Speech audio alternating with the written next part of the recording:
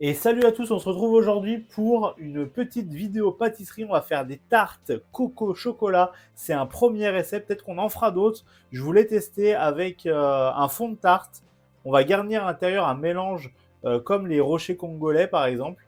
Donc un garnissage coco avec du blanc d'œuf, du sucre, tout ça. On va tout mettre au four. Et une fois que ça sort du four, on fera refroidir et on dressera une ganache montée chocolat dessus. Donc là, on va commencer par faire la pâte sucrée parce qu'il faut qu'elle refroidisse avant qu'on fonce nos tartes. Donc on commence par ça. Donc on va commencer par s'envoyer la pâte sucrée. Pour ça, 100 g de farine, 50 g de sucre glace, 50 g de beurre et un œuf. Un œuf, c'est à peu près pareil, 50 g, donc 50 g de chaque. Et là, ça part en mélange. Paf.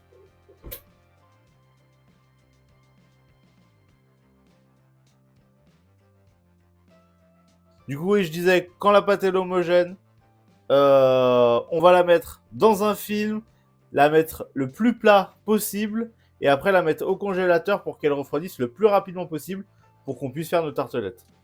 Tout simplement. Et je récupère toute la pâte et je la mets dans le film.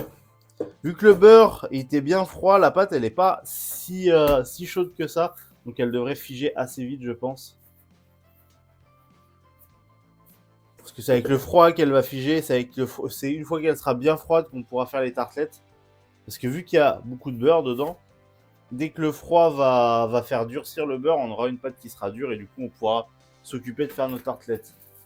Ce qui est pratique, c'est qu'aujourd'hui les tartes, on va les cuire, mais elles seront garnies déjà. Du coup, ça va être beaucoup plus facile de faire en sorte qu'elles se cassent pas la gueule au four. Et ça c'est une bonne chose. Ça c'est bien ça.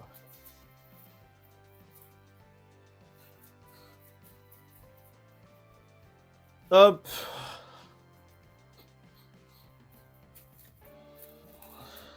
Tac, tac, tac, tac, tac.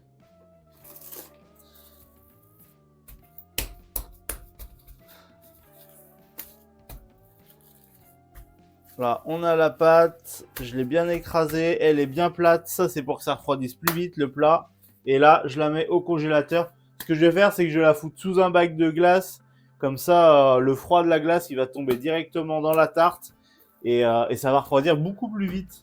Ça, je le mets là. On va faire chauffer du coup la crème pour la ganache montée. Et on va peser le chocolat pendant que la crème elle chauffe. Euh, c'est toujours la même chose. Hein. Ça va être comme une ganache. Du coup, on va mélanger la crème plus le chocolat. On va faire monter la crème en ébullition, la verser sur le chocolat, mélanger le tout, mixer si vous voyez que c'est pas très homogène. Et puis, euh, et puis, on va bien laisser refroidir le mélange. Puis voilà, on est bon. À la limite, ce qu'on peut faire, c'est qu'on peut mettre 150 grammes de crème, 150 grammes de chocolat. Ça, c'est une ganache classique. Et après, on peut mettre 300 grammes de crème qui sont pas montées à ébullition.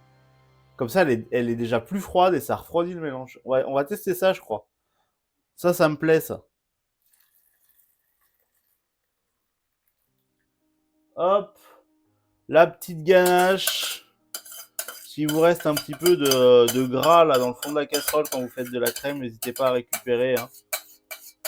Et là, on mélange notre chocolat, notre crème jusqu'à ce que ça soit homogène pour faire notre ganache.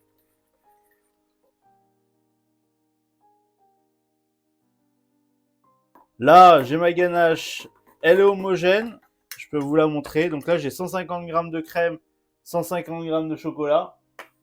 Tout simplement. Donc là, elle est liquide parce qu'elle est chaude. Une ganache chaude, c'est liquide. Vous la laissez refroidir 1 heure au frigo et c'est un bloc de béton le truc. Hein. Parce que le chocolat va redurcir, ce qui est normal. Nous, on va en faire une ganache montée. Donc ça veut dire qu'on va avoir besoin de crème montée en plus à l'intérieur. Et moi, ce que je fais du coup, c'est que je rajoute ma crème à ce moment-là. Et après, je fais monter tout le mélange. Parce que nous, on a une crème à 30% de matière grasse. Et du coup, 30% de matière grasse, c'est un peu chiant à faire monter au KitchenAid. Donc, si je le mets directement dans mon chocolat, je vais avoir aussi le gras du chocolat, donc le beurre de cacao, qui va m'aider à ce que mon mélange foisonne facilement. Du coup, on va rajouter 300 g de crème. On va y aller 100 g par 100 g.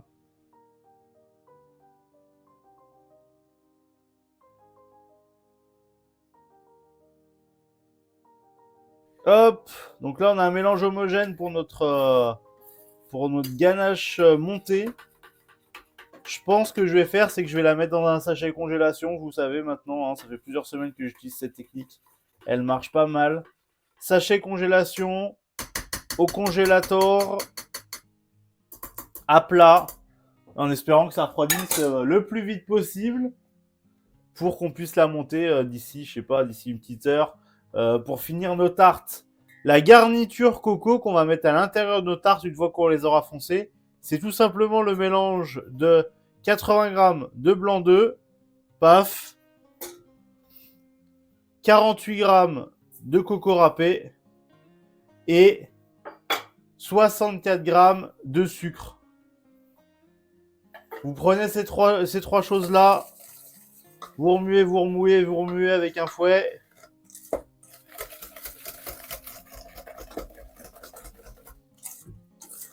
Hop. Et une fois que c'est homogène, vous avez tout simplement votre mélange. Ça, on va le mettre dans le fond de notre tarte. Et ça va partir au four avec. Une fois que notre tartelette avec la coco, elle sera cuite, et ben, on sera bon pour mettre la ganache dessus. Bien sûr, il faudra faire refroidir la tartelette entre temps. Parce que votre ganache montée, vous la mettez sur une tarte chaude, elles font instantanément. Je vais regarder si la pâte elle est assez froide pour faire les tartes. Je pense je devrais pouvoir y arriver. Je vous conseille toujours de bien faire refroidir vos pâtes, voire même de les laisser une nuit si jamais vous voulez faire les tartelettes. C'est mieux que de laisser une demi-heure. Je pense que ça fait une demi-heure. Ouais, ça doit faire une demi-heure, trois quarts d'heure que c'est au congèle. Peut-être même moins. Peut-être une demi-heure, voire moins peut-être. Hein. Donc vraiment, je vous conseille moi de faire votre pâte à tarte, la laisser reposer une nuit au frigo. Vous partez même pas sur le congèle. Vous faites une nuit au frigo et le lendemain, votre pâte, elle va nickel à travailler et pour faire vos tartes. C'est super. Là, une demi-heure congélateur. Vraiment, faut avoir confiance en soi quand même pour les foncer. J'ai besoin de mes cercles là. J'ai besoin de ma plaque de cuisson ici. Je vais m'allumer le four. Le four à 170 degrés en ventilé. Et si j'ai besoin du rouleau, pas oublier quand même pour étaler la tarte. Au moins tout préparé avant que ça arrive. Mes fonds de tarte, je les mets directement ici. Paf, paf, paf.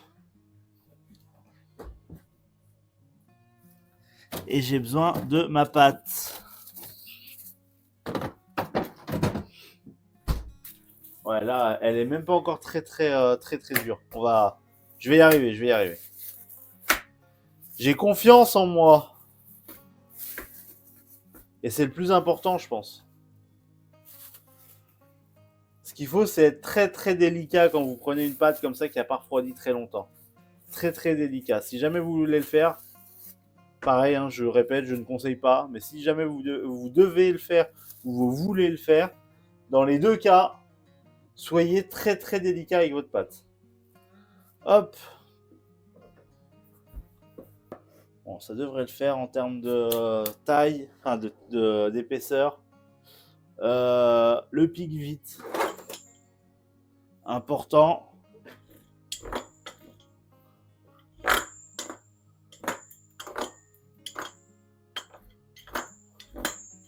Plus facile que la fourchette, ça. J'ai mon fond de tartelette, je le pose bien au centre de mon cercle. Et là, je l'accompagne pour qu'il aille tout au fond, tout simplement.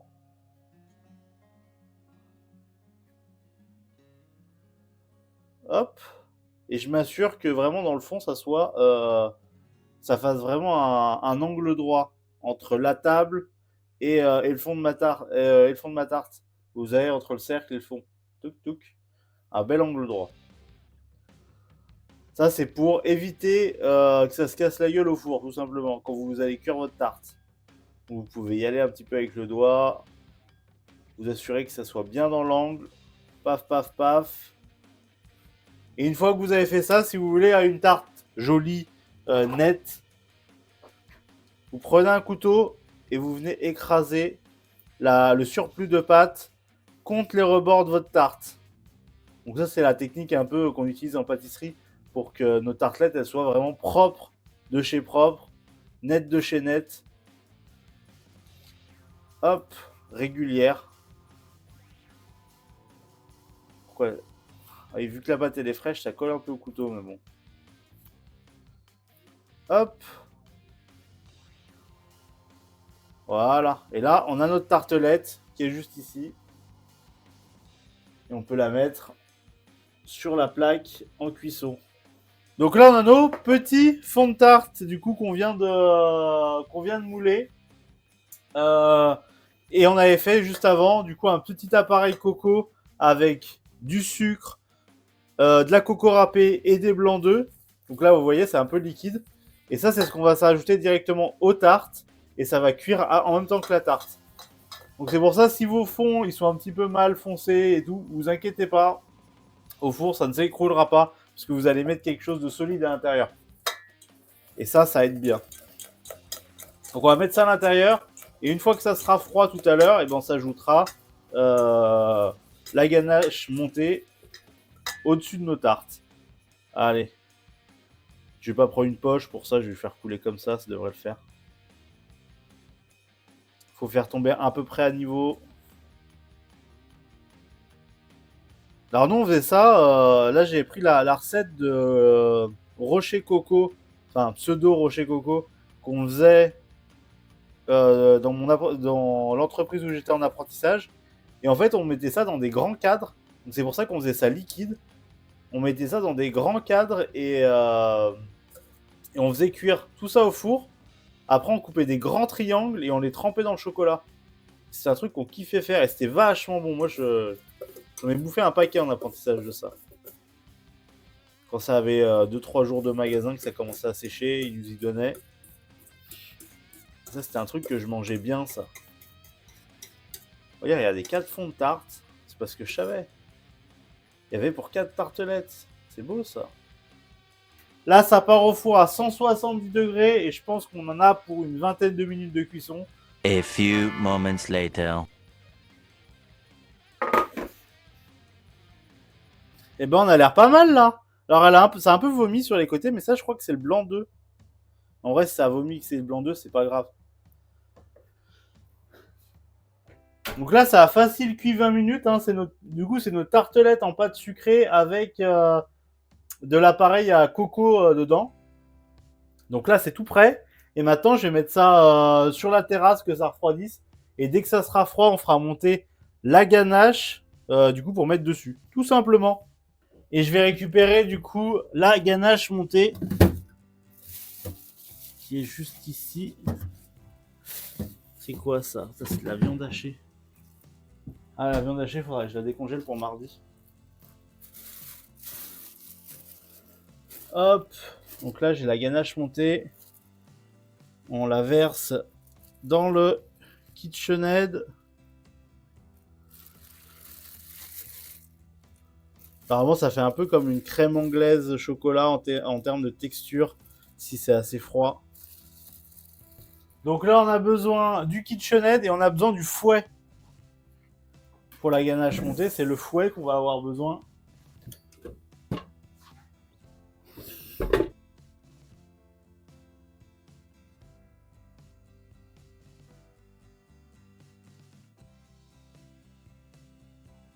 On va rester sur cette cam là, je pense. Comme ça, vous allez pouvoir voir un peu ce que je poche.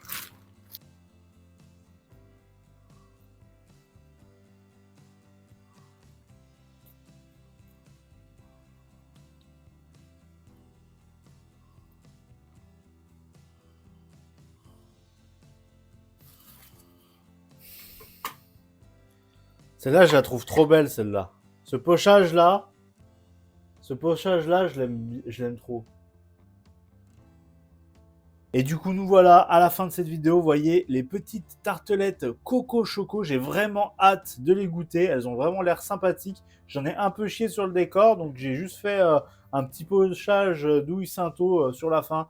Parce que j'ai essayé d'autres trucs, mais la tarte est trop petite. J'avais pas vraiment les douilles Sainto qui allaient. Mais je suis quand même assez content de ces tartelettes. En tout cas, j'espère que cette vidéo vous a plu. Si cette vidéo vous a plu, lâchez un petit pouce en l'air, marquez-moi en commentaire si ça vous a donné envie de refaire cette recette chez vous, ou alors si vous avez des idées recettes pour les prochaines vidéos pâtisserie et cuisine. On se retrouve mercredi prochain pour la prochaine vidéo cuisine, mardi pour ceux qui veulent voir ça en live à partir de 9 h sur ma chaîne Twitch. Je vous souhaite un excellent week-end à tous, une bonne après-midi, une bonne journée selon quand vous regardez cette vidéo, et à la prochaine pour de nouvelles recettes. Et ciao, bye bye.